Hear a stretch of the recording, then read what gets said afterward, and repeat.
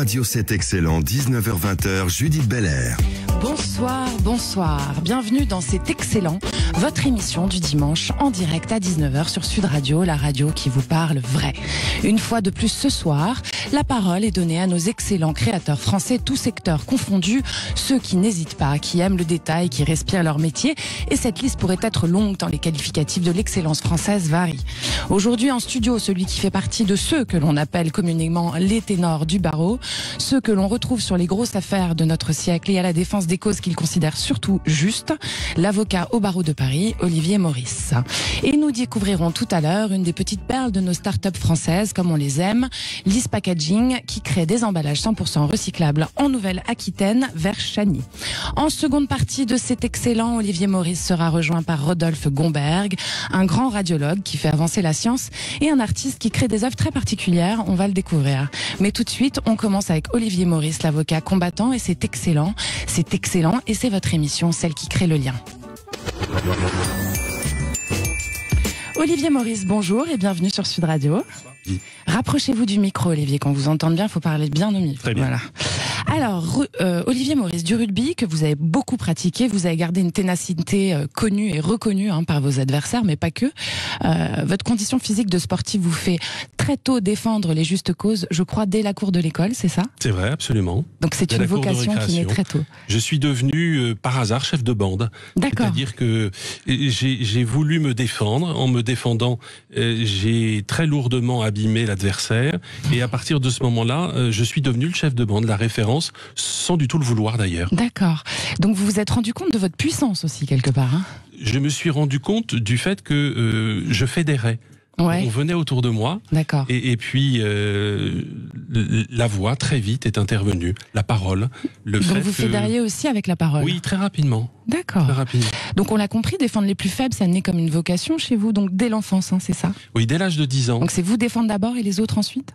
C'est surtout être attiré par la pauvreté, la vulnérabilité, oui. Ceux qui ont besoin d'être aidés. C'était une démarche, d'ailleurs, qui est venue très probablement parce que dans ma famille, on était très attachés justement à l'ouverture et au besoin d'aider et de rendre un service dans la société. Donc ça fait partie de votre éducation qui, je crois, était une éducation catholique, hein, c'est ça? C'était une éducation ouverte. Mes parents étaient croyants, mais convertis. Oui. Vous savez que les convertis qui sont croyants sont encore plus croyants pratiquement que les autres. Il paraît. Mais ils étaient athées à l'origine. Et c'était surtout une éducation très ouverte avec beaucoup de livres à la maison, des échanges, des débats, une volonté de pouvoir se confronter au niveau des idées. Et donc puis, le dialogue aussi. Le dialogue était très important. Au milieu de tout ça. Alors la liste des affaires sur lesquelles vous avez travaillé, retentissante et importante, et j'ai envie de dire, cette liste sur votre CV est longue. Hein. On vous connaît comme celui qui mène un combat contre la scientologie, par exemple, depuis plusieurs dizaines d'années. On vous connaît pour l'affaire Karachi, le procès Mera, le crash du Rio Paris et ses disparitions, les commandos anti-IVG en 1995 à Lyon. La liste est impressionnante en plus. Hein. Vous aimez, on l'a dit, à défendre la veuve et l'orphelin. Comment est-ce que vous choisissez vos affaires, Olivier Maurice? Alors en fait, vous savez, au début, quand on commence le métier d'avocat, on choisit pas ses affaires. On essaye de vivre des dossiers qui nous sont confiés. Et puis ensuite, le hasard fait parfois que lorsqu'on a des succès, eh bien, on se spécialise plus ou moins dans telle ou telle dimension de la profession.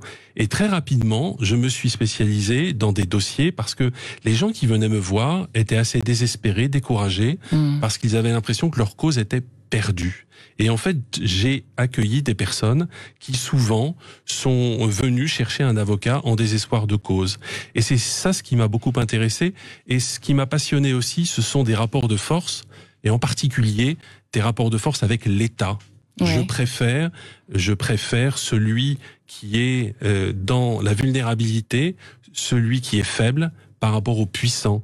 Je préfère celui qui n'a pas de moyens par rapport à celui qui en a démesurément et qui peut organiser sa défense. Il y a un rapport de force qui me plaît, qui est presque, vous savez, c'est un peu lorsque l'équipe de France de rugby rencontre les All Blacks. Oui. Eh bien, à chaque fois, d'habitude, ils perdent. Ouais. Et puis, lorsqu'ils gagnent, eh ben, c'est presque un miracle. Eh bien, ce qui m'est arrivé de vivre dans mon métier, c'est un peu cela. Alors c'est vrai que dans le sport, on pousse vraiment ses limites, hein, et on est assez étonné quand on vous écoute, parce que finalement attaquer l'État, ça vous fait pas peur quand même. C'est cette condition de sportif finalement aussi, d'état d'esprit, qui vous a emmené à aller sur des causes qui sont quand même un peu compliquées aussi à assumer derrière. Alors j'ai commencé le rugby très tôt, j'avais 6 ans et demi, j'ai beaucoup joué ensuite.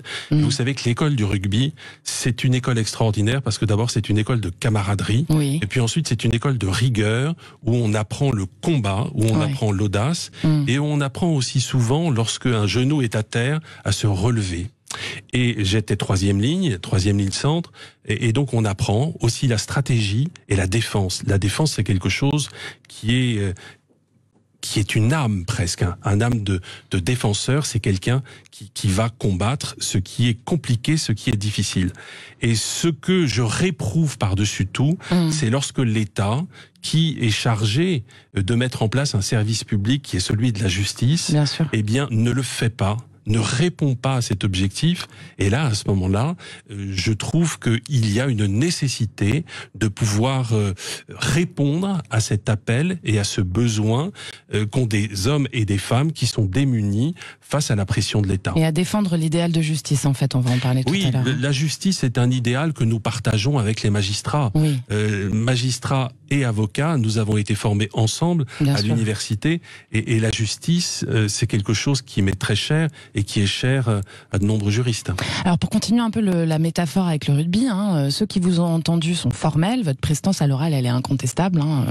Il y a d'ailleurs une certaine mise en scène quand on est avocat, quand on plaide, comme un point de positionnement sur un stade, on suppose. C'est comme un pied d'appel finalement, cette mise en scène, vous vous en servez? Vous montez sur scène? Oui, vous savez, lorsque on va plaider, on agit sans filet. Et en même temps, j'aime beaucoup ce philosophe Bergson, qui disait que il faut agir avec l'idée de penser comme un homme de pensée, et aussi penser comme un homme d'action. Et je trouve que le mélange de ces deux dimensions est fondamental. Et bien évidemment, la prise de parole, il y a un côté théâtral, mais ce qui est l'objectif, ça n'est pas de prendre le tribunal comme une scène de théâtre, c'est avant toute chose de convaincre les magistrats qui sont devant nous. Donc par la véracité. Donc c'est quand même loin finalement de l'acting en fait. Parce vous savez, en même temps, la vérité, c'est quelque chose de compliqué. La vérité, elle est complexe. Chaque avocat a sa vérité. Les magistrats sont là pour la trancher.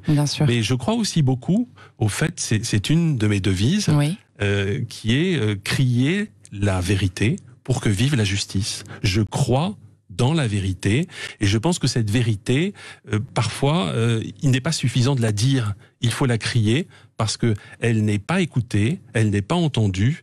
Et il faut donc aller très loin dans cette défense pour pouvoir parfois la faire prospérer. Alors on a envie de rentrer un peu dans le secret des dieux. Quand vous travaillez une plaidoirie, est-ce que tout est écrit? Est-ce que vous laissez place à de l'improvisation? Comment est-ce que vous faites pour continuer à tricoter, parfois je suppose avec des événements un peu étonnants comme on peut avoir à la radio de temps en temps? Est-ce que c'est le même positionnement? Alors je prends une page blanche, je mets toutes les idées que je peux avoir sur cette page blanche. Ensuite, je fais un plan et l'improvisation est là. Et c'est important d'être sans filet pour pouvoir garder justement cette authenticité de la parole. Et puis, vous savez, ce qui est aussi important, c'est de regarder les gens à qui on s'adresse. Très important. Et on sent, en regardant les gens envers qui on s'adresse, si on les touche ou si, au contraire, on n'arrive pas du tout à pouvoir les pénétrer profondément dans ce que l'on recherche. Olivier Maurice, qu'est-ce que c'est un bon avocat ?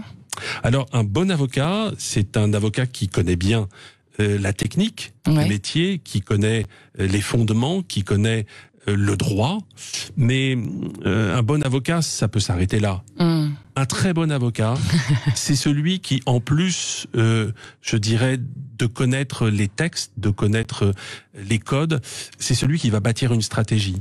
C'est celui qui va réussir quelque chose d'assez extraordinaire là où on ne l'attend pas. C'est quelqu'un qui va surprendre. C'est quelqu'un qui va faire preuve d'audace. C'est quelqu'un, en définitive, qui, une fois qu'il aura terminé, eh bien, on se dit, c'est cela, il a raison. Il faut adhérer à Donc c'est celui qui convainc, quoi. La conviction, elle est fondamentale. Mais la conviction, elle est, pour être perçue, il faut aussi faire preuve de loyauté. Sans loyauté, sans rigueur, le magistrat ne peut pas être convaincu. Une défense réussie, c'est quand vous gagnez ? Vous savez, on perd souvent. On perd très très souvent, malheureusement, mais on apprend bien souvent dans la défaite. Churchill disait une chose extraordinaire qui m'a toujours enseigné. Il disait que en réalité, le succès ne dure pas, l'échec ne tue pas, mais que l'essentiel, c'est d'avoir le courage de continuer le combat. Et je trouve que c'est une démarche qui est très belle, que je trouve... J'aime beaucoup cet homme qui était un peu excentrique, mais qui en même temps a marqué son temps. Ah, il l'a clairement marqué, oui. Et alors, si vous aviez un mot à donner pour vous définir aujourd'hui dans votre combat, est-ce que vous seriez un défenseur? Est-ce que vous seriez un chevalier? Est-ce que vous seriez... Comment vous définiriez-vous? Un acteur de la justice. Ouais.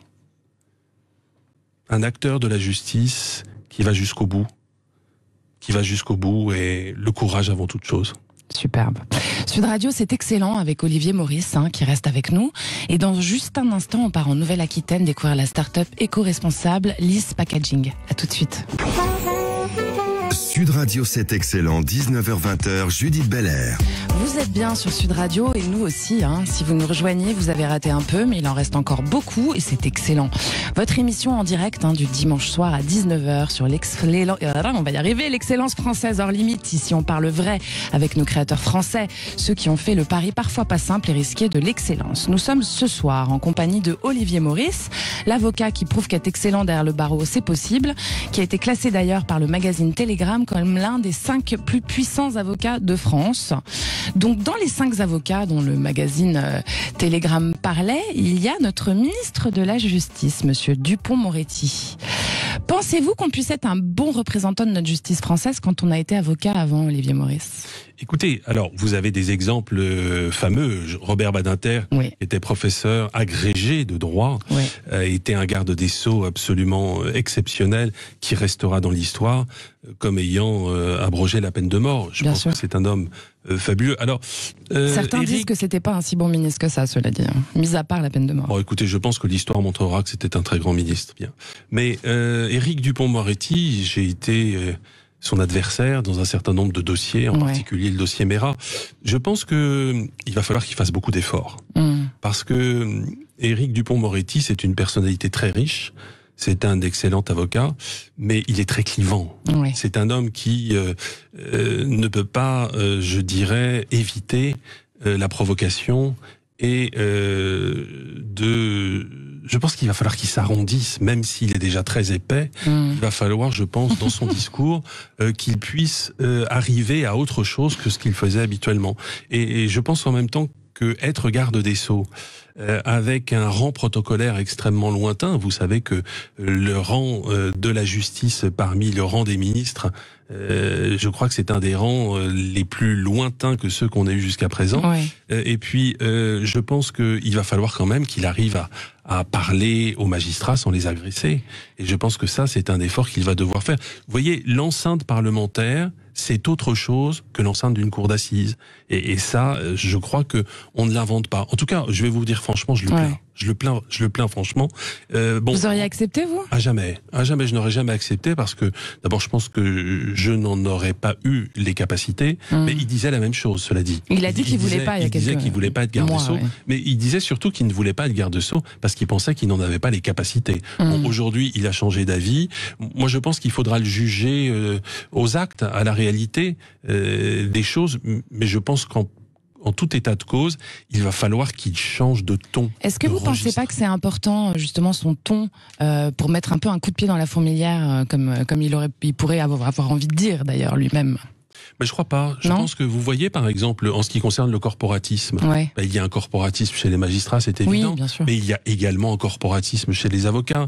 Donc, essayez de les titiller sur ce que l'on leur reproche systématiquement, de vivre entre eux simplement. Je pense que ça n'est pas très adroit. Je pense qu'il va falloir, je vous le dis, qu'ils changent considérablement de discours, parce que sinon, ça risque de mal se terminer. Alors justement, notre ministre ministre, Monsieur Dupond-Moretti toujours, veut réformer en profondeur l'école qui forme les futurs magistrats. Pensez-vous que c'est nécessaire et si oui, pourquoi? Alors l'École nationale de la magistrature, moi je pense que c'est une excellente école. Elle a été dirigée par un magistrat remarquable qui était président de cour d'assises avant, qui s'appelait Olivier Laurent, qui est une très bonne école qui a été ouverte. Alors elle peut être améliorée. Et ça, incontestablement, il faut l'améliorer, mais elle a déjà fait des efforts considérables en termes d'ouverture. Si l'objectif de la nomination d'Éric Dupond-Moretti, c'est de détruire l'École nationale de la magistrature, alors je pense que on va vers des temps extrêmement difficiles. La réformer, c'est la détruire ? Mais vous savez, la réformer en disant que les magistrats vivent entre eux et ne sont pas ouverts, ça ne correspond pas à la réalité. Et puis, il y a tout de même des choses qui me gênent particulièrement aujourd'hui chez mon confrère Éric Dupond-Moretti, qui est maintenant garde des Sceaux. Donc, pour qui j'ai beaucoup de respect, ou je dois avoir beaucoup de respect, puisque c'est le garde des Sceaux, ce sont des conflits d'intérêts. Il y a des conflits d'intérêts extrêmement graves qui sont vécus actuellement dans un certain nombre de procédures. Et je pense que nous n'aurions jamais accepté, nous, avocats, d'hommes politiques, de professeurs, de magistrats, qui se trouvent dans de tels conflits d'intérêts. Alors pour continuer un peu sur l'actu, justement, notre Premier ministre Jean Castex a annoncé une hausse historique du budget de la justice, nous rappelant que nous étions à la 23e place en Europe sur les 47 pays qui la composent en termes de budget par habitant. La France est mauvais élève, pourquoi ? Parce que ça fait très longtemps qu'on préfère l'économie à la justice et qu'en réalité on préfère les banquiers à l'administration pénitentiaire ou aux éducateurs, alors que c'est fondamental dans une société comme la nôtre de donner les budgets nécessaires. Alors 8%, c'est un budget qui est en augmentation, mais il va falloir regarder en réalité comment ce budget se répartit, comment il se divise. Et puis les magistrats manquent de moyens, il n'y a pas assez de magistrats, il n'y a pas assez de greffiers, il n'y a pas assez de matériel, il n'y a pas assez d'éducateurs. On va voir où va cet argent. Et ça, c'est vrai sur toutes les matières propres à la justice ? Absolument. Je crois que c'est une caractéristique, c'est un parent pauvre de la justice française. Parce qu'en réalité, vous savez, c'est assez gaulois, et puis les politiques n'ont pas mis les moyens suffisants pour se rendre compte que la justice devait être étoffée en termes de budget. Lorsque d'anciens présidents de la République traitent les magistrats de petits pois, on ne peut pas leur donner beaucoup d'argent. Alors comment on ferait pour que la justice française devienne représentante de cette excellence française dont on a envie de parler dans notre émission ? Il faut lui donner les moyens. Les moyens financiers, les moyens en hommes, et puis il faut aussi la laisser s'organiser et être indépendante. Et je crois notamment qu'il va falloir à un moment donné séparer les magistrats du siège, des magistrats du parquet, que l'on puisse avoir une organisation qui soit très claire à cet égard, pour qu'il n'y ait pas de confusion. Et puis il faut que la justice soit un service, un vrai service. Et pour pouvoir rendre aussi un service aux autres, il faut en avoir les moyens, il faut avoir une organisation. La justice, ça n'est pas un pouvoir qu'il faut voir comme un pouvoir régalien, c'est une autorité au service des autres. C'est comme cela qu'il faut la concevoir. C'est vrai qu'on a tendance à oublier que c'est un service, la justice. Et vous savez quand est-ce qu'on s'en rappelle ? Dites-moi. Eh bien, quand il y a des dysfonctionnements, parce qu'on parle de dysfonctionnement du service public de la justice. Donc on s'en souvient souvent en ce moment, c'est ça ? Et l'État est condamné lorsqu'il y a des dysfonctionnements du service public de la justice. Eh bien, en même temps, il faut rappeler que les magistrats font un travail remarquable, extrêmement compliqué, avec des moyens qui sont limités. Il faut leur donner les moyens.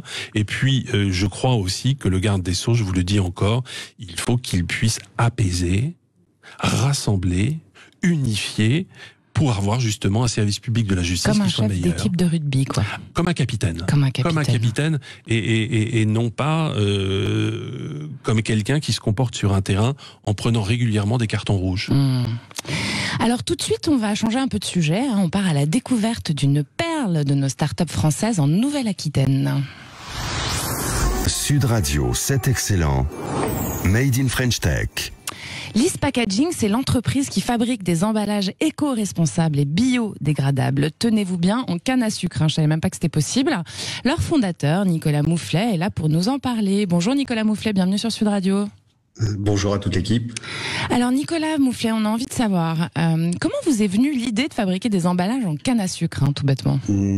Écoutez, je suis un professionnel de l'emballage et notamment sur le sujet des flacons, des bouteilles en plastique. Ouais. Et j'ai eu à cœur de mettre au point des nouveaux matériaux, plutôt issus de la nature, issus de ressources renouvelables, c'est-à-dire éliminer toute cette pollution plastique qu'on dénonce aujourd'hui dans les océans et sur Terre. Alors Nicolas Moufflet, ce que je vois, vous êtes tout jeune, donc ça fait partie d'une prise de conscience générationnelle, non? Oui, c'est vrai que tous les jeunes essayent de mettre des actions en place ou essayent même à la maison de trouver des solutions et parfois même éduquer leurs parents. Donc il y a une nouvelle vague qui prend conscience en fait des enjeux climatiques, des problèmes de réchauffement climatique, et la pollution plastique, eh bien en fait s'inscrit tout à fait dans cette mouvance. Et en même temps, il y a aussi quelque chose de très émergent, c'est de manger plus sainement, oui, et d'offrir une cohérence aussi avec l'aliment, avec l'emballage qui va avec. Alors, ça fait longtemps que vous avez inventé et monté l'East Packaging ? Alors, c'est en 2015 que l'aventure a commencé, avec 2 ans de recherche justement pour mettre au moins des nouvelles matières issues des plantes et des minéraux. Donc là, maintenant, ça fait 5 ans que la société existe. Et ça marche ? Donc là, maintenant, on est passé en quelques années de 2 personnes, on est actuellement 20 personnes. Super, c'est une bonne start-up, quoi. Là, on est capable de fabriquer plusieurs millions de... Vous n'êtes plus une start-up à un bout de 5 ans, si je peux me permettre. Alors voilà, non, on commence à vieillir un petit peu. Vous rentrez dans la TPE, quoi. Oui. Alors vous faites du sur-mesure, c'est ça? C'est-à-dire qu'on peut vous appeler et commander une bouteille sur-mesure, en canne à sucre? Oui. D'accord. Alors on a un bureau d'études intégré et nos clients qui sont dans différents domaines, ça peut être agroalimentaire ou cosmétique par exemple, nous demandent un flacon personnalisé et c'est ce qu'on fait dans notre usine. D'accord. On les conçoit et on les fabrique. Et alors tout est fabriqué en France? Tout est fabriqué en France, là à Saintes, en Charente-Maritime. Bon, bah c'est bien, tout ça c'est excellent comme on dirait ici. Alors l'East Packaging, pour nos auditeurs, c'est à retrouver sur leastpackaging.com, LYSPACKAGING.com. C'est bien ça? C'est bien ça. Merci Nicolas Moufflet, à très vite. Merci. Bonne soirée. C'est toujours excellent et on est bien sur Sud Radio. Nous sommes en compagnie de l'avocat Olivier Maurice qui va être rejoint dans un instant par le radiologue, inventeur et artiste Rodolphe Gomberg. Il est 19h25. À tout de suite. Sud Radio, c'est excellent. 19h20, Judith Belair. Bienvenue sur Sud Radio, la radio qui vous parle vrai. C'est excellent et c'est le titre de votre émission du dimanche à 19h qui donne la parole à nos excellents créateurs français. Nous avons débuté cette émission en compagnie de l'excellent avocat Olivier Maurice qui est rejoint par le non moins excellent et très original radiologue et artiste plastique Rodolphe Gomberg. Bienvenue sur Sud Radio, Rodolphe Gomberg. Approchez-vous du micro, Rodolphe. Rodolphe Gomberg, quand on imagine un médecin radiologue, on imagine un monsieur très sérieux, au costume très sérieux ou du moins en blouse blanche. Vous êtes en blanc aujourd'hui, c'est vrai, c'est vrai. Alors, vous la portez, la blouse blanche, effectivement, donc pas ce soir, là, même si c'est une veste blanche, de temps en temps, mais par-dessus des vestes aux couleurs chatoyantes et en laissant apparaître vos baskets multicolores ou vos bottes en cuir. Et la médecine, vous l'abordez en couleur, c'est la bonne expression, non? Oui, il faut que je rassure un petit peu les gens déjà. Et puis, mais c'est vrai que la radiologie de grand-papa était en noir et blanc, et signée à la plume d'oie. Tout à fait. Et puis tout d'un coup, je me suis rendu compte qu'en réalité, il fallait rajouter la couleur. Et je dis en rigolant que je suis radiologue à plein temps et artiste à temps plein. Ça vous va bien, parce que c'est vrai que la limite entre art et science, la limite est très très très légère. Oui, c'est d'ailleurs sans se prendre pour Léonard, évidemment, mais si on avait dit à Léonard qu'il y avait une différence entre l'art et la science, il aurait rigolé complètement. C'est très juste. C'est vrai qu'on a tendance à l'oublier, ça. Et puis il ne faut pas oublier que la médecine est aussi un art. Tout à fait. On en apprend des choses ce soir. Alors, vous avez été élevé dans une famille de médecins, mais aussi de producteurs de cinéma. Donc, c'est une famille bien mélangée autant couleurs. Est-ce que c'est cette pluralité qui vous a donné envie de transformer le corps humain, encore, je vais y arriver ce soir décidément, en œuvre d'art? En réalité, c'est venu comme ça. Ouais. Racontez-moi comment c'est venu. En réalité, j'avais inventé au départ les bébés en 3D. Oui. Alors en ça, 4D, je le dis pour nos auditeurs, vous avez fait votre première expo de bébés en 3D et 4D en 1995, donc vous étiez vraiment un précurseur. Et qu'est-ce qui fait qu'on a envie de voir des œuvres comme ça? Jean-Michel Arnold, qui était président du CNRS, il me dit, tes images sont très belles, tu devrais les exposer. Et moi, en rigolant, je lui dis, moi c'est Pompidou, rien. Et il appelle Ayago, qui était à l'époque ministre. D'accord. Président de Pompidou. Ouais. Et je dis, je prends tout de suite. Donc, d'accord. ça Donc s'est vous avez fait passé votre première assez expo facilement, à finalement. Pompidou. D'accord. Oui, la première exposition. Par hasard. Par hasard. Vous ne dessiniez pas du tout à ça. Vous n'aviez pas décidé que vous vouliez être artiste quand même un petit peu. Pas forcément. Non, mais D'accord. Alors pour nos auditeurs, le docteur Rodolphe Gomberg, comme je disais tout à l'heure, a inventé une méthode qui lui permet de faire des radios en 3D ou en 4D de nos intérieurs. C'est un process absolument incroyable et pas que. Donc vous êtes devenu un artiste contemporain reconnu, d'ailleurs, grâce à vos images retravaillées et recoloriées. je n'ai que 12 milliards de possibilités par image. 12 milliards. Ah ouais. Léonard aurait été très jaloux, mais il aurait fait faire sûrement beaucoup mieux. Peut-être pas, allez savoir. Il aurait peut-être pas inventé le même process non plus. Vous en faites de beaux et grandibons, vous faites des œuvres d'art avec, c'est ça, avec nos corps humains, avec l'intérieur de nos corps. Pas seulement avec nos corps humains, c'est-à-dire en fait, ce que j'ai inventé, c'est le virtual life art, c'est-à-dire c'est la vie, c'est l'informatique, parce que tout ça, c'est le mélange de l'informatique et de l'imagerie médicale. Oui. Et vous êtes un peu un geek aussi, faut le dire quand même. Et au début, j'étais en 3 dimensions. Mais maintenant, on en est à la 7e dimension. Alors, je vais vous expliquer un peu. Ah oui, parce que là... Parce qu'en réalité, la 3 dimensions, en scanner, c'est ce qui nous a permis que nos petits carpaccio de départ de scanner, où on faisait des tranches des patients, deviennent du 3D. Déjà, c'était un grand progrès. Et puis, ce 3D est devenu de la 4e dimension, c'est-à-dire au sens einsteinien du terme. Tout d'un coup, le 3D s'est mis à battre. Donc, on était déjà en dynamique. C'était la 4e dimension. Il a évolué tout seul ? Oui, grâce toujours au progrès chaque année de l'informatique et de notre imagination. Incroyable. Et puis tout d'un coup arrive la 5D, c'est-à-dire le voyage intérieur. Un peu comme le voyage fantastique de Fleischer, qui tout d'un coup est arrivé en médecine. Ça, c'était la 5e dimension, ce qui m'a permis de développer la colonoscopie virtuelle, les coronaires virtuels, enfin, toutes ces choses qui ont permis de trouver plus vite des lésions plus petites et de façon pas agressive. Oui, parce que vous faites des œuvres d'art et vous faites progresser la médecine en même temps. Oui, c'est essentiel. C'était les deux. C'est ça. Et puis, arrive alors, encore plus récemment, la 6e dimension qui est en fait le relief. Parce que c'est fabuleux de voir ces images en relief qui sont en fait l'imagerie du futur. C'est-à-dire que on va voir tout venir vers nous maintenant. L'image, aussi bien en médecine qu'en chirurgie, mais essentiellement en art, va changer complètement dans les années qui viennent. Ça, c'est le relief. Et puis aussi la façon de regarder, ce qu'on appelle les focales. Et au total, ça fait une infinité de mondes parallèles sur lesquels, depuis 17 ans, j'ai dû choisir pour chaque type d'organe et chaque type de pathologie, on ait tout de suite la bonne courbe, parce que sinon, mes collègues radiologues me disaient, mais Rodolphe, tu ferais mieux de jouer au golf plutôt que d'inventer des milliards d'images. Et on peut monter à combien de dimensions comme ça, docteur Gomberg ? Écoutez, les physiciens nous ont montré qu'on peut aller encore à beaucoup plus loin. l'infini, c'est ça. La théorie des cordes et tout ça, on est au moins à la 13e. Ah là là, c'est incroyable. Olivier Maurice, la pluralité de supports d'expression, c'est un élément très important pour un avocat. Ah oui, absolument. Donc la pluralité des possibilités des images dont vous parle le docteur Rodolphe Gomberg, ça vous parle aussi, ça me parle beaucoup, puis j'adore les artistes. Je trouve que je suis en bien meilleure compagnie souvent, entouré des artistes qu'entouré de juristes, parce qu'il y a une créativité, une émulation artistique qui est absolument extraordinaire. Et puis je trouve que lorsqu'on est dans des combats qui sont très difficiles, virulents, et violent, on a besoin de beauté. On a besoin de beauté. Et je trouve que la beauté ressource profondément. Alors le docteur Rodolphe Gomberg, il passe plein de choses dans sa machine. Alors il y a eu les corps humains, il y a les poumons, tout ça, mais il y a eu aussi des Bouddhas, il n'y a pas très longtemps. J'ai le président du musée Guimet qui est passé un jour, et je lui dis, qu'est-ce que vous avez de plus beau? Il m'a dit, mais Bouddha coréen. C'est toujours par hasard chez vous. Comme par hasard. D'accord. Et en secret, comme Belphégor, la nuit, il venait passer le Bouddha du musée Guimet dans un cabinet privé. Et vous avez on a fait mes yeux ébahis quand je voyais les trésors. J'ai appelé ça la vie intérieure de Bouddha. Vous avez trouvé des trésors, c'est ça? Mais c'est quoi les trésors alors?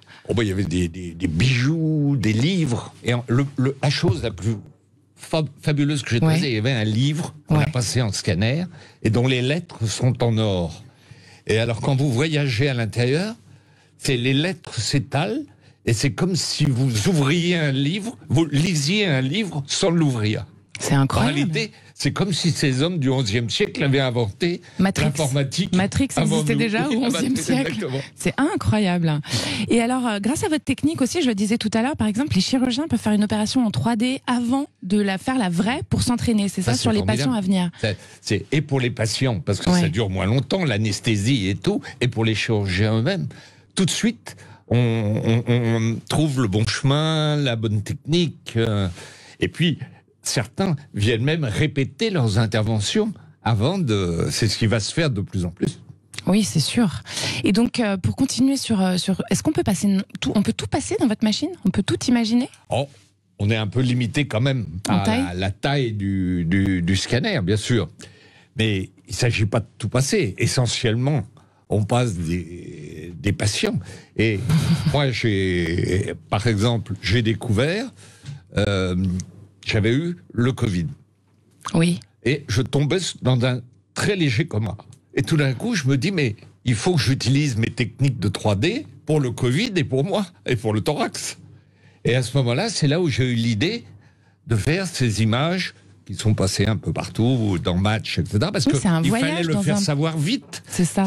On ne peut pas passer dans les journaux très sérieux, mais qui sont quelquefois pas très honnêtes non plus. Et alors que des grands journaux peuvent en quelques semaines faire savoir, c'est pas le tout de savoir-faire, c'est faire savoir qu'on sait faire. Et tout de suite, j'ai pu montrer, avec des équipes italiennes, des équipes américaines, surtout un petit génie américain, quand le Covid est tombé sur New York, qui a commencé à raconter que c'était pas du tout pulmonaire, comme on le disait, mais que c'était vasculaire. En fait, ce virus... dans les veines, quoi. Et fait des grands dégâts uniquement par le vasculaire. Et ce jeune chef de clinique new-yorkais racontait comment, en fait, c'était comme si on était dans un avion qui tombait à toute vitesse et qu'il n'y avait plus d'oxygène. Et on a donc compris que c'était vasculaire, et c'est seulement le deuxième virus dans l'histoire qui est comme ça. Alors, pour parler un peu de votre méthode, vous partez d'un plan de coupe obtenu par un scanner à rayon X, low dose, émettant 10 fois moins de radiation, et vous développez des images virtuelles en 3 ou 4 dimensions comme ça, d'accord? C'est bien ça. Exactement. Et alors, vous avez fait ça donc avec le Covid, avec un poumon affecté. C'est votre poumon? Alors, j'ai fait bien sûr tous les patients qui avaient les différents stades de... Et donc, ça permet de vraiment comprendre... Mais... et j'ai fait le mien, évidemment, en l'occurrence, et ça m'a permis de me sauver et de savoir tout de suite, parce que en réalité, ça s'est passé comme ça. J'avais eu une embolie pulmonaire, et tout d'un coup, je décide de m'injecter. Et en m'injectant, je vois que j'ai de la couleur, quelque chose qui tue bien plus que les cancers et les maladies cardiovasculaires, c'est l'embolie pulmonaire. Quand on fait des dissections, on se rend compte de la gravité de l'embolie pulmonaire.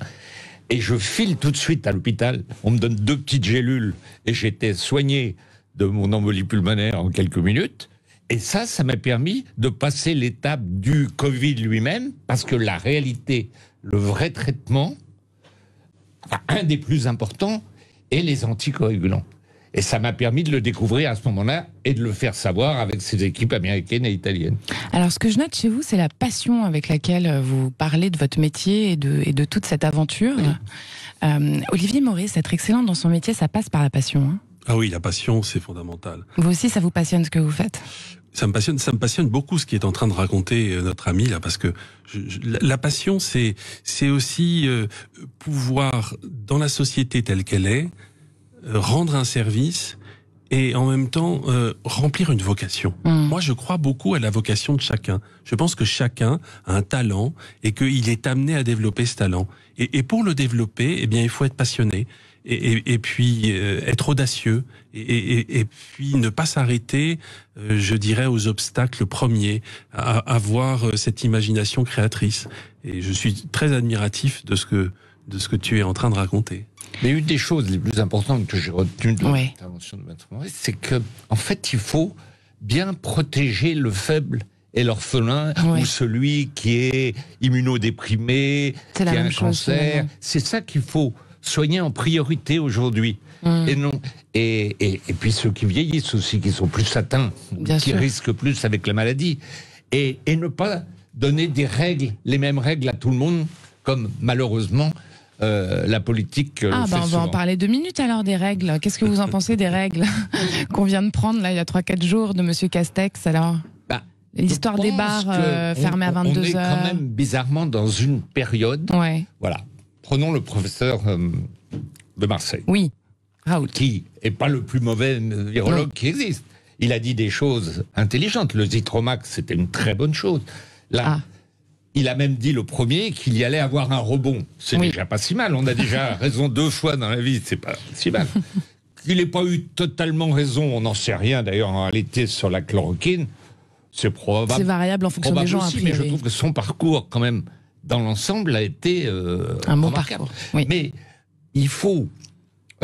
il a un peu trop attiré l'attention, ce qui fait que les médicaments qui arrivaient derrière, comme les anticoagulants, etc., qu'on avait déjà, qu'on n'a pas inventé, qui existent depuis longtemps maintenant, auraient pu être donnés plus tôt, en réalité. Olivier Maurice, si on écoute bien Rodolphe Gomberg, on pense que finalement le docteur Raoult, il a été peu entendu parce qu'il a une manière de dire les choses qui a été du coup peut-être jugée comme trop provocatrice ou trop libre ou quelle que soit la raison finalement. Est-ce que vous pensez, justement en tant qu'avocat, que la manière de parler change tout? Vous savez, je pense que on peut réussir. Oui. Mais il ne faut pas tout de même se prendre trop au sérieux. Il faut revenir à des choses assez simples. Je pense qu'on est peu de choses. Et du jour au lendemain, les choses peuvent basculer. Vous savez, moi j'avais une réussite qui était assez, je dirais, connue dans le métier. Et puis il y a 12 ans, je suis tombé très gravement malade. Oui. Je me suis retrouvé plusieurs mois à l'hôpital, dans un lit d'hôpital, sans pouvoir en sortir. Eh bien, vous savez, ça apprend aussi de la vie. Je pense que se rappeler qu'on est peu de choses, même lorsque on a de l'audace, de la passion, et puis une vertu qui, à mon sens, est fondamentale, c'est l'humilité. Oui. L'humilité, c'est quelque chose qu'il faut cultiver, parce que l'humilité, ça apprend aussi à être accessible. Et je suis convaincu qu'en fait, le professeur Raoult, qui est un professeur exceptionnel sur le plan international et reconnu, est d'ailleurs probablement beaucoup plus humble qu'on ne peut le penser. Mais qu'il a une forme de communication qui peut heurter parce que, en même temps, il a l'impression parfois de ne pas être écouté et entendu, alors qu'il sait énormément de choses. Et puis, vous savez, aujourd'hui, il y a aussi beaucoup de personnes qui pensent savoir, qui s'expriment sur tout, qui ont leur mot à dire sur toute situation, alors qu'il y a des sujets où il faut reconnaître qu'on n'a pas la compétence pour s'exprimer. Et moi, je dis souvent, lorsqu'on me pose des questions sur un certain nombre de sujets, je ne sais pas, parce que je n'ai pas la compétence pour pouvoir m'exprimer sur ce sujet. Et d'ailleurs, ça me fait beaucoup de bien de le dire, parce que ça me permet d'écouter les autres. Rodolphe Gomberg, je vous vois acquiescer. On ne peut pas ne pas être d'accord avec quelque chose d'aussi génial, parce que, en réalité, ce virus, il a 6 mois maintenant. Ouais. Et on continue à découvrir des choses tous les jours. Par exemple, j'ai eu c'est presque passionnant, de l'INSERM ou du CNRS d'hier, ce qui montrait que 15% des formes graves pouvaient avoir une origine génétique. Et donc, tout ça, en réalité, bouge tous les jours. Mais, par exemple, un truc aussi simple que l'histoire des chauves-souris. Eh bien, en réalité, c'est assez quand même dément qu'en échange des masques qu'on leur donnait, les Chinois nous aient envoyé ce virus. Mais ces chauves-souris vivent très vieilles. Et dans l'optique chinoise, il faut absolument s'accaparer le pouvoir des chauves-souris parce qu'elles n'ont pas de cancer et qu'elles vivent vieilles. Et cette petite démence, finalement, va nous coûter 2 millions de morts dans le monde. C'est toute la complexité aussi de ce qu'on vient de vivre. C'est excellent, c'est toujours excellent. Ne bougez pas, on revient tout de suite avec Olivier Maurice, le grand avocat, et Rodolphe Gomberg, le radiologue et artiste sur Sud Radio, la radio qui vous parle vrai. À tout de suite. Sud Radio, c'est excellent, 19h-20h, Judith Belair. Merci d'avoir choisi Sud Radio, la radio qui vous parle vrai. C'est excellent de vous retrouver comme chaque dimanche. Il s'agit d'excellence aujourd'hui car autour de moi, un de nos grands avocats français, Olivier Maurice, est celui qui mélange l'art et la science avec excellence, effectivement, le docteur Rodolphe Gomberg. Olivier Maurice, je vais vous poser la question que je pose à tous mes invités. D'ailleurs, c'est aussi pour vous, Rodolphe Gomberg. Qu'est-ce que c'est l'excellence française pour vous ? Ouais, d'abord c'est la richesse de sa diversité, c'est l'originalité, c'est d'être enraciné dans le terroir, c'est en matière artistique, je dirais, le fait de pouvoir aussi donner l'impression à travers différentes cultures de réunir un certain esprit français. L'une de mes filles qui travaille aussi dans une grande maison de couture dirait mais la France c'est aussi l'excellence, c'est le chic, c'est le luxe, c'est le soin que l'on peut apporter à confectionner des œuvres qui sont originales et qui sont exceptionnelles. Je crois qu'en même temps, votre question, j'ai un peu du mal à y répondre parce que vous en sortez très bien. C'est un peu indicible l'excellence française parce qu'il y a, j'ai oublié de vous parler du vin, de la cuisine. D'un chef que j'ai découvert. Vous l'avez bien résumé avec l'esprit français. Oui, d'un chef que j'ai découvert cet été, Glenn Viel, qui est absolument merveilleux là-bas dans les Baux-de-Provence et qui fait une cuisine. Et en plus, il est breton, breton en Provence, on adore. Et donc c'est merveilleux. Vous êtes breton, hein? Je suis breton. Je suis très très attaché à la Bretagne, au vent, à la tempête et à la beauté de l'eau. La terre, la mer, le vent. Absolument. Rodolphe Gomberg, vous êtes un artiste qui peut parler de l'excellence française, clairement. Je vais juste vous laisser répondre à cette question et puis on va passer à vos diverses expositions dont vous nous avez abreuvé depuis quelques années juste après. Qu'est-ce que c'est l'excellence française? Qu'est-ce que c'est? C'est peut-être essayer d'avoir raison dans des choses qui étaient jusque-là complètement non dites ou invues. Oui.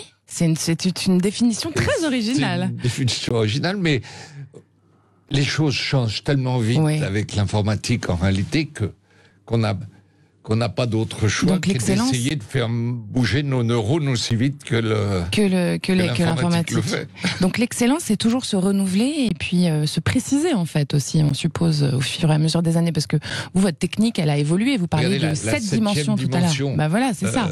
Il y a encore 2 ans, je pouvais même pas le rêver. Là, je viens de faire une exposition au musée Guimet. Oui, on allait justement sur les Bouddhas. Pardon, à Art Paris. Art Paris, et les images que j'ai montrées avec le relief, les images qui venaient vers nous en vidéo, eh bien, il y a 3 mois, je pouvais même pas encore le faire. C'est impressionnant. Donc c'est une recherche de tous les instants, en réalité. Donc ça s'arrête jamais. Pour revenir à des choses plus prosaïques, parce que même que j'ai quand même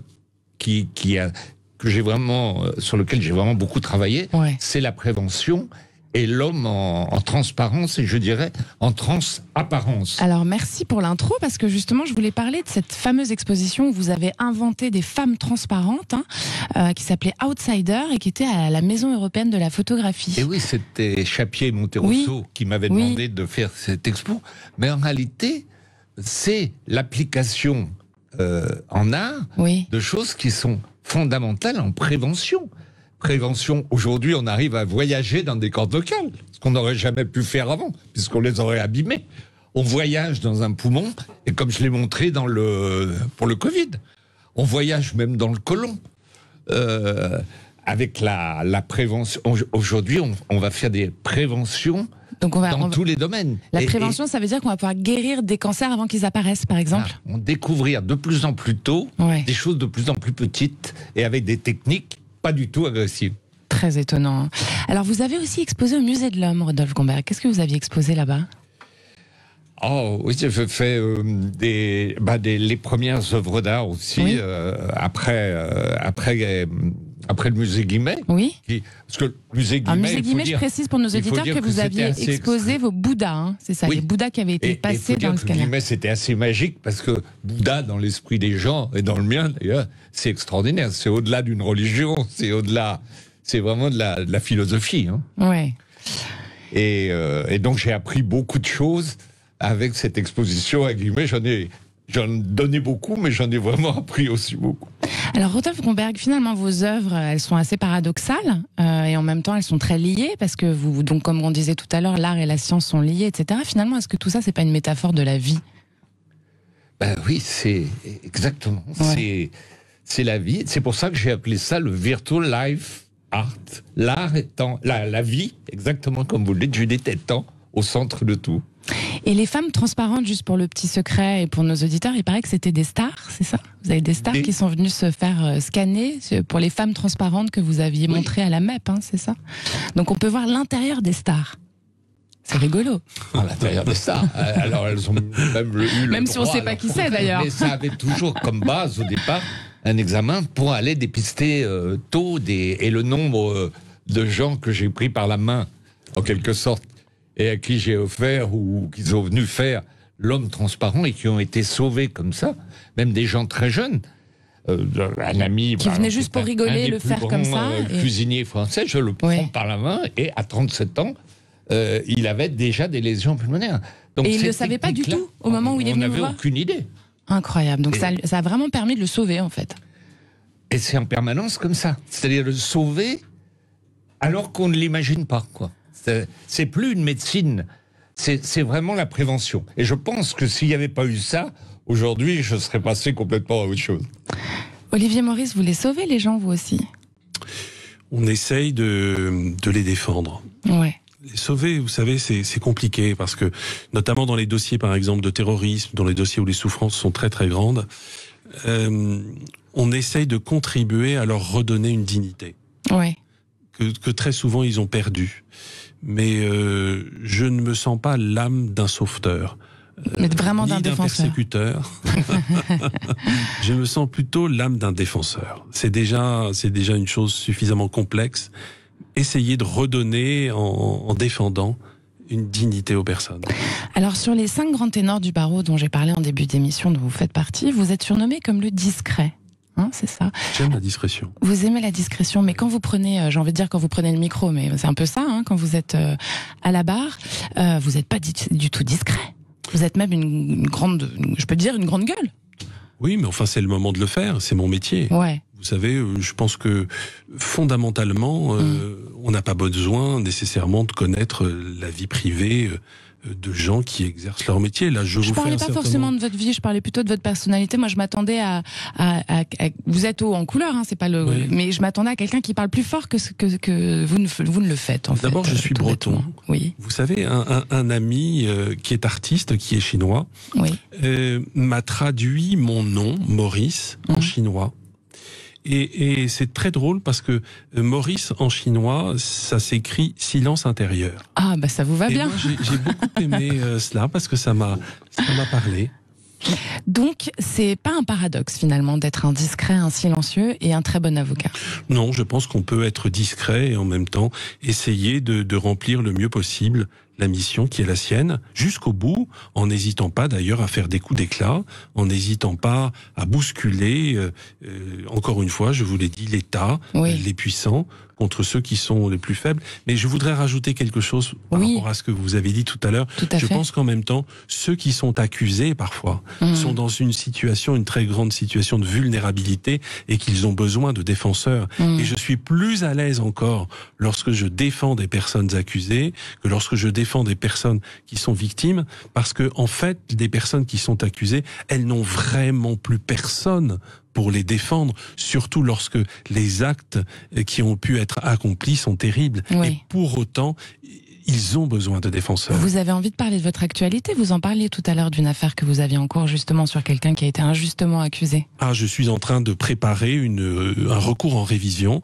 d'une personnalité d'un homme que j'aime beaucoup, qui s'appelle Dany Le Prince et qui a été condamné. On l'appelle le boucher de la Sarthe. Et je suis convaincu que c'est un homme qui est innocent et j'espère un jour pouvoir contribuer en le défendant à le faire réhabiliter. C'est une cause qui nous tient à cœur au cabinet. Nous sommes à plusieurs avocats à travailler et vous savez ce qui est aussi important, c'est que dans un cabinet d'avocats, il y a différents collaborateurs qui travaillent et le regard croisé nous apporte beaucoup. C'est pour ça que souvent il y a un avocat qui est en tête d'affiche, mais il y a beaucoup de personnes qui travaillent derrière. Il y a des équipes. Ça aussi, c'est le sens du rugby. Oui, parce qu'on a tendance à oublier que vous êtes. On a toujours tendance à penser que vous êtes solitaire en tant qu'avocat, mais pas du tout. Mais pas du tout. Il y a toute une équipe qui travaille derrière. Il y a vraiment un travail je dirais, communautaire qui se fait pour arriver à remplir. C'est le rugby. Ouais. C'est le rugby de savoir que, il y a des petits, il y a des gros, il y a des très grands, il y a des très véloces, et puis il y en a qui percent complètement l'attaque adverse et la défense adverse, pardon, et puis qui vont marquer l'essai. Ouais. Et souvent, il faut de tout pour y arriver. Vous aussi, vous avez une équipe derrière vous, Rodolphe Gomberg ? Oui, sans une équipe, en réalité, aujourd'hui, moi j'ai besoin d'informaticiens, d'ingénieurs, Vous êtes entouré d'experts dans chacun des secteurs. Domaine, je dois pouvoir réagir et avancer vite. Mais je voulais vous remercier d'avoir parlé de ma famille au départ. Mais je vous en prie. Parce que j'avais mère et grand-mère qui avaient eu des cancers du côlon. Ah. Et si je me suis lancé dans toutes ces histoires de prévention, en particulier avec la colonoscopie virtuelle, c'est pour lutter contre des choses qu'on ne pouvait pas dépister si tôt avant. Donc comme quoi l'excellence, parce que vous êtes tous les deux dans cette émission parce que représentants de l'excellence française, l'idée étant qu'elle est cross-secteur et qu'elle ne connaît pas de barrières, finalement ce qu'on entend dans vos discours, c'est que il ne faut pas avoir peur d'innover et de suivre ses idées, donc il y a vraiment de la persévérance là-dedans, et ensuite il faut avoir une passion pour ce qu'on fait clairement pour bien faire les choses, on est d'accord ? Il faut savoir qu'on prend des coups, mais on prend des coups aussi un peu, ouais. Rebondir. Quand on va à contre-courant, c'est compliqué parfois. Oui. Vous connaissez ça, vous aussi, Oui, il faut faire preuve d'audace. Il ne faut pas avoir peur de l'audace. Toujours de l'audace. De l'audace, du courage, et puis de la rigueur en même temps. Un mélange qui est très important. Merci Olivier Maurice et Rodolphe Gomberg. Vous recevoir dans cet excellent fut un plaisir et très bien et très intéressant. Prenez soin de vous et à bientôt tous les deux. Merci de votre écoute précieuse. Merci, je vous en prie. Merci. Merci de votre écoute précieuse à cet excellent, votre émission du dimanche soir. Ne ratez pas dimanche prochain à 19h. Je serai fidèle au poste pour vivre de nouvelles aventures avec vous, excellentes et passionnantes. Et d'ici là, passez une excellente semaine à tous. Et merci à Quentin Cabanis qui a réalisé cette émission, à Lara Web et à toutes les équipes de Sud Radio. Vous pouvez retrouver cette émission en podcast sur le site et la chaîne YouTube de Sud Radio. Bisous les copains, c'était excellent.